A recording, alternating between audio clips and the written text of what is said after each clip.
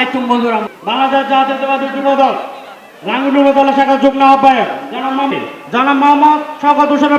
17 বছর নাম জানতাম না, এখন রাঙ্গুনিয়ার মাটিতে এসে শহীদের সন্তানের বিরুদ্ধে লড়াই করছে।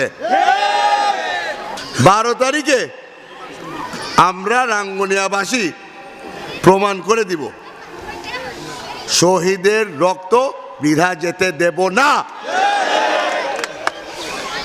এখানে যারা যারা যুবক ভাইরা আছেন, আপনারা হয়তো বারবার এই নামটা শুনেন, শোনার পরে চিন্তা করেন এই ব্যক্তিকে। আপনাদেরকে একটু বলে যাই, সালাউদ্দিন কাদের চৌধুরী আমার বাবা,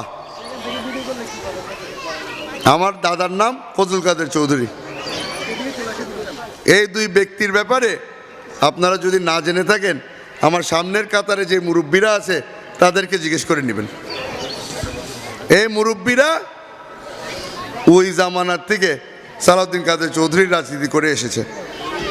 এই মুরব্বীরা এতদিন ধরে সালাউদ্দিন কাদের চৌধুরীর দলকে জীবিত রেখেছে। রাঙ্গুনিয়ার মধ্যে বিএনপিকে 17 বছর ধরে রেখেছে এই মুরব্বীরা।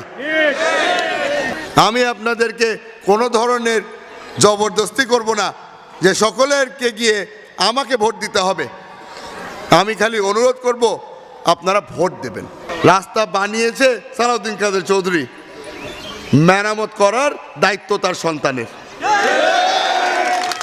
আশা করি এই মেরামত করার সুযোগটা আপনারা আমাকে দেবেন।